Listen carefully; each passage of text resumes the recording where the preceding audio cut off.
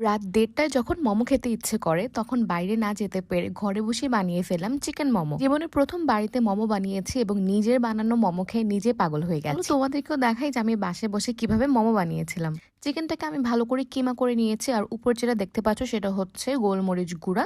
এর মধ্যে আমি দিয়ে দিলাম পেঁয়াজ আর হচ্ছে কাঁচামরিচ কুচি। এরপর দিলাম টেস্টিং সল্ট, এবার হচ্ছে তোমার সয়া সস, সাথে হচ্ছে একটু আদা রসুন। আর এটার সাথে হচ্ছে আমি একদমই সামান্য গরম মশলার বাটা ইউজ করেছি। তারপর হচ্ছে টমেটো সস, পরিমাণ মতো লবণ দিয়ে এখন আমি পুরো জিনিসটাকে ভালো করে মিক্স করব।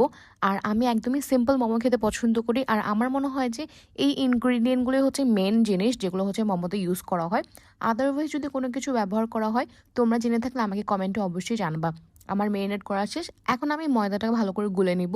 আর এখানে হচ্ছে আমি সামান্য লবণ দিয়েছি। মোমোর যে ডো এটাতে কিন্তু তেল ইউজ করা হয়, তবে আমি কোনো তেল ইউজ করিনি এখানে। এরপর হচ্ছে ভালো করে মেখে এখন হচ্ছে আমি মানচিত্র বানাবো, কারণ আমার রুটি ভাই কোনোদিনও গোল হয় না। এখন হচ্ছে আমি বিভিন্ন দেশের মানচিত্র বানাবো। এটা বানানোর সময় না আমি প্রথমে একটা চিকন জিনিস নিয়েছিলাম গোল করে কাটার জন্য, বাট পরে দেখলাম যে এটা অনেক বেশি ছোট হয়ে গেছে। এরপর একটা বড় বাটি নেওয়া হয়েছে, এখন হচ্ছে সাইজটা একদম পারফেক্ট। এরপর হচ্ছে এটা থেকে আমি ৩ পিস মোমোর কি বলে এটাকে ভাই, যাই হোক এটা কেটে নিয়েছি। তারপর হচ্ছে এখন পুর এটার ভিতর দেওয়ার পালা। এখন তো আমি একদম ভর ভরকে চিকেন দিয়েছি এটার ভিতরে, কারণ বাইরে গেলে একদমই কম দেয় ব্যাটারা, মানে আমার মন ভরে না। মানে বেশি বেশি চিকেন দিলে মজা লাগে মোমো, কি করব। এরপর আমি এইরকম হচ্ছে একটা শেপ দিয়েছি। এখন অনেকে এখানে এসে বলবে এটা তো অন্থনের শেপ দিয়ে দিয়েছেন। ভাই শেপ যেরকমই হোক মুখ দিয়ে খাবো পেটেই যাবে, যেই শেপেরই হোক যেমনিই হোক পেটেই কিন্তু যাবে। আর মজার তো হয় ভিতরের জিনিসটার জন্য, তাই না? ভিতরের জিনিস ঠিক আছে তো সব ঠিক আছে। যাই হোক, এরকমই হচ্ছে আমি নূরজাহান রোডের সবগুলা খাই। সো এরপর হচ্ছে আমি মোমোগুলো স্টিম করব। আমি কিন্তু নিচে পানি দিয়েছি, ঠিক আছে? পাতিলে পানি দিয়েছি, পানিটা যখন একটু গরম হয়ে গেছে তখন হচ্ছে এই ছাঁকনিটা দিয়ে আমি মোমোগুলো দিয়ে এখন একটা ঢাকনা দিয়ে আমি ঢেকে দিয়েছি।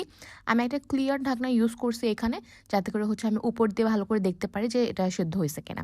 এরপর হচ্ছে আমি চিলি অয়েল বানাবো। আমি হচ্ছে এরকম মরিচ গুঁড়ো করে নিয়েছি, এবার হচ্ছে তেলে মরিচগুলো ছেড়ে দিচ্ছি। এখন হচ্ছে নাড়তেছি, নাড়ার পর হচ্ছে আমি এটার পর রসুন দিব। আমি কিন্তু লবণও দিয়েছি এটার সাথে। আর চিলি অয়েলে কি আরও কিছু ইউজ করে কিনা প্লিজ জানা থাকলে আমাকে জানাবা, কজ আমি ফার্স্ট টাইম বানাচ্ছি, আমি তেমন কিছু জানি না। সো রসুনগুলো দিয়ে ভালো করে ভাজতেছি। ভাই ট্রাস্ট মি, এই রসুনটা যখন হচ্ছে মোমো খাওয়ার সময় মুখে মানে দাঁতের নিচে পড়ছে এত মজা লাগছে। এরপর আমার মোমো হচ্ছে হয়ে গেছে স্টিম, এরপর আমি এগুলোকে উঠে ফেলতেছি। বাই দ্য ওয়ে, আমি কিন্তু কুকিং ভিডিওস দেই না, কজ আমার রান্না বান্না তেমন একটা করা হয় না। নাস্তা টাস্তা বানানো হয় মাঝে মাঝে। তোমরা কি চাও আমি ওরকম ভিডিও দেই, যেমন হচ্ছে আজকে দিচ্ছি আর কি? যদি চাও তাহলে কিন্তু বেশি বেশি করে দিব। এরপর হচ্ছে আমি সুন্দর করে এই তেলটাকে ঢেলে নিলাম। আর এটা হচ্ছে অলমোস্ট ঠান্ডাও হয়ে গেছে, এখন আমার খাওয়ার পালা। আমি তো ওয়েট করতে পারতেছি না। এমনিতেও তোমরা সবাই জানো যারা আমাকে রেগুলার ফলো করো আমি কত বড় মোমোর ফ্যান। আর এখন হচ্ছে আমি বাইরে যেতে না পেরে আমি নিজেই বাসায় বানাই ফেলছি। আর অনেকগুলো বানাইছি, একদম হচ্ছে মন ভরে খেতে পারবো। বাইরে তো হচ্ছে এতগুলা নিলেও মানে মনে করো অনেকগুলো টাকা চলে যায়, এখন তো আমি একদম মন ভরে খেতে পারবো কম টাকার মধ্যে, তাই না? অনেক মজা হয়েছে, অনেক মজা হয়েছে। ট্রাস্ট মি, যারা হচ্ছে বাসায় মোমো বানাওনি এখনো, বাসায় মোমো বানায় দেখো, অনেক মজা লাগবে। আমার জামাই খাইছে, আমার জামাই খেতে এত খুশি হয়ে গেছে, বলতেছে বাইরেটা থেকে তোমারটা বেশি মজা হয়েছে। সিম্পল ভাবে ট্রাই করছে, তোমরা ট্রাই করে দেখো, তোমাদের অনেক মজা লাগবে।